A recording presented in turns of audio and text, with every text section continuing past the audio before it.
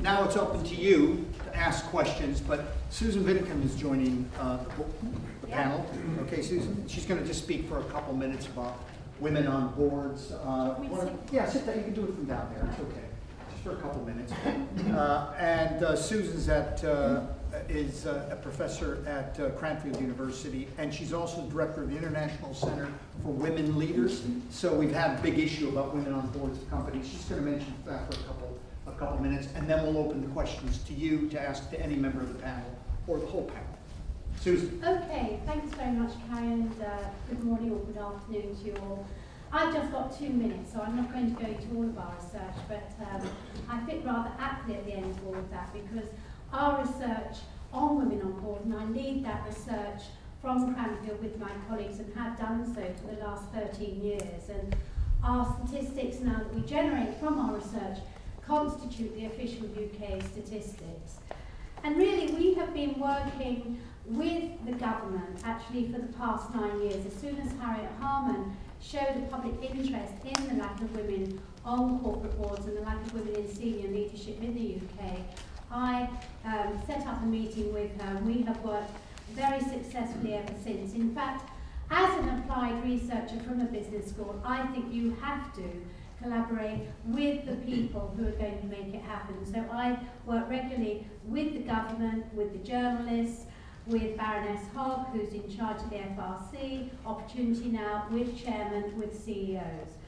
And as I said, I'm not going to talk about what's come out of our research, but I believe that we have worked in true partnership with them. And in fact, just in the last month, we've had a very busy month in that the UK was one of 3 countries in the EU that was focused on, that was held up as a role model on how to deal with women on board. And I think that we, in partnership with the government, really come from the same page. I mean, we have frequent conversations, I'm frequently here at BEERS, and we have evolved, our position together. So just recently we put in our evidence to the EU, both on behalf of the UK government, through the Davies Committee, which I'm also a member of, and I'm also helping the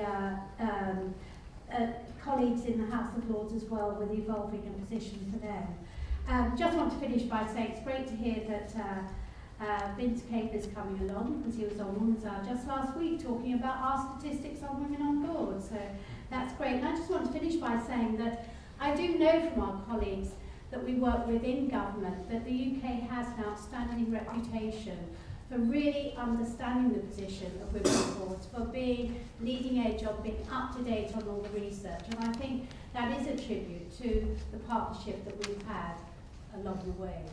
Thank you very much, Susan. Okay, the questions are up to you. We have mics. Okay, we have a couple mics. Can you say who you are?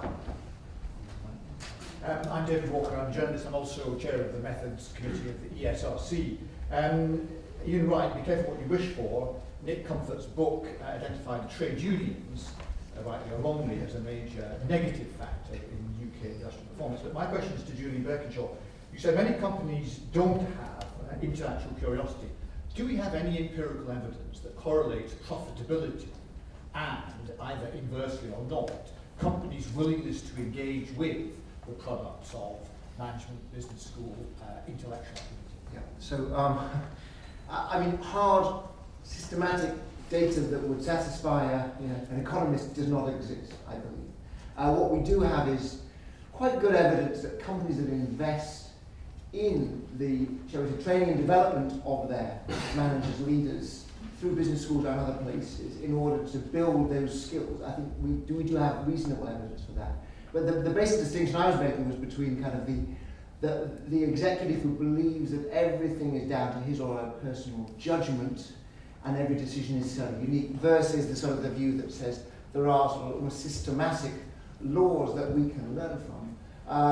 That spectrum exists, and I don't see any evidence that kind of proves the case that we'd like to be able to prove, which is that, that the ones who really are curious about what we figured out are outperforming others. I don't know if anyone's got any other. Carrie, you might have a view on that yourself. Don't you think it's important that we do have that kind of evidence? I think what you just mentioned is really quite critical, and maybe we need to work more, us in business schools, with economists to do cost-benefit analysis of of things just like this, because ultimately I think government policy is determined on the basis of the, well, not always determined on the basis of the evidence, but frequently on the basis of the evidence. So we have lots of anecdotal evidence along this line, but Yeah. the systematic data, I don't That's think good. exists. It's a piece of research.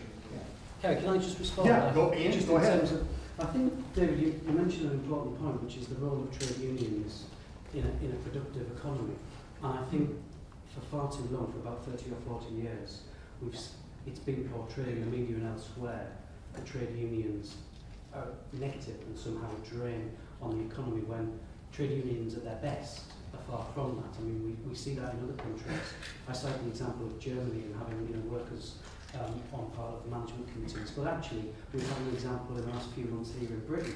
The work of Unite in pulling together investment in the GM plant in Ellesmere Port, management working together with government and the company and the unions in order to bring forward investment, safeguarding jobs, is exactly the model that we need to be pursuing. I'm not suggesting that we go back to a model in the 1970s with regards to union makeup, but I do think that what Chuka said a couple of weeks ago in his speech to UCAT, which is the construction union, is that trade unionists are wealth creators, and we should actually be embracing that positive aspect of what trade unions do.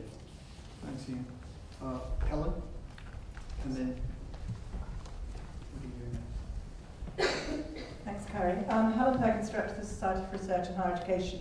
I wanted to pick up the same point, if I may, which relates to Julian's comments about the lack of curiosity, and from a number of firms, and also links to Ian's quest to us about an industrial policy. A lot of us who now run learned societies have many previous incarnations, and during the whole of the 1980s I was responsible for management development in British Steel, which will be interesting news to one of the panel members. Now, we may not have sold a lot of steel, but we were actually regarded at the time as a real innovator in management development. And there were a number of reasons for that. One of which was that amongst all the major big businesses at that time, and you're talking about a lot of nationalised industries, and also things like, going back as far as, central generating boards, where the energy companies had their own representations, nationalised industries, personnel panels.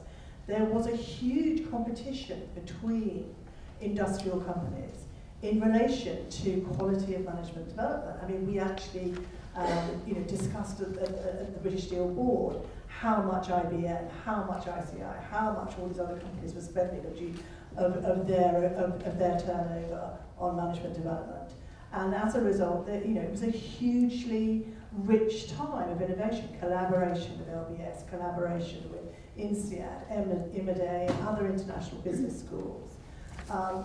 With such things like, I think British Steel at the time was the company that was the first British company to have computer-delivered learning tools on the production lines, so that any downtime could be used to gain sort of management development points. And the competition really mattered at board level, and we had managing director responsible. And I sense now that level of competition has completely gone between companies, that it doesn't get it doesn't get discussed or raised, that many other things have taken over. Sure. I mean, not just me, but let me make a quick observation. I want to separate two things. One is, do companies continue investing in management development? Absolutely. Every big company looks at how much their competitors are spending, as you describe it, and you do see every large company significantly investing in stuff. I guess my point was a slightly different one, which is, particularly at the very top level, how often do I get a call from a very senior executive to say, I've read your research and I'd like to discuss it. And this is what happened with Tata. And that is the sort of the slightly worrying thing, because very often in big companies, alas, the board level feel they sort of above it, and they're very happy to train, as it were, the people who are 2 levels below them, but somehow they don't need refreshing. And that's the bit that I think we really need to. But isn't it quite scary what Rebecca showed? Yeah. 60% of people in the UK are employed by the SME sector, small and medium-sized enterprises, and we're the bottom of the table in terms of training and development for that. Yeah, no, what's the government going to do about that? That really that is vital. And the Train for Gain program, which was set up by the last government, where the employer put in 50% of the money and 50% of the money came from government for training people in the SME sector, has been abolished. So we've got to do something in that arena, but that raises the whole issue. And I think Rebecca's figures are really powerful. So, okay, can I just respond to that? I've got a sub-constituency interest as well. As my grandparents worked in the steelworks in Hartlepool. You know, if we've got a family business, it's working in the steelworks, and we've still got the world's best, seriously, world's best pipe mill from Tata. Absolutely, it's just won a £110 million contract for the Gulf of Mexico in the oil and gas field. Absolutely fantastic. And I was really interested in, I think it was Rebecca's points, which tie into that. And good, you just mentioned, Helen, a phrase as there's no competition between companies. What Rebecca's research showed, which I thought was very interesting, and I hear it from industrialists, is there's competition within companies, which is why perhaps the calibre of management in multinationals is high, because they're having to compete. They're having to compete with capital investment decisions. You know, I was speaking to somebody, a major car company last week, where he's competing with Latin America, with Asia, and he has to be innovative. He has to be on his toes to go back to the main parent board company. And so it's interesting that competition within multinationals raises the game both in terms of innovation and management. Should we get the new chief executive of the Chartered Management Institute might have something interesting to say about this. Anne? Thank you. Thank you, and thank you for that introduction. I just wanted to say, we've referred to the absence of research in demonstrating the impact of management and leadership development. I think there's overwhelming evidence that says that investment in management and leadership development results in an improvement in organizational performance and in people productivity. We heard that today from Rebecca. The CMI has just released a major study that demonstrates exactly the same thing. 20% improvement in organizational performance, 30% improvement in people productivity. My question to the panel and to this room is, if we know this is true, what can we do about it? Ought we not to direct our collective efforts at making this happen, rather than perhaps debating the relative merits as to whether or not it's worthwhile? And I would be very interested in the panel's views on practical steps we can take to achieve that. There's a few that I'll jump in real quick and then I'll step back.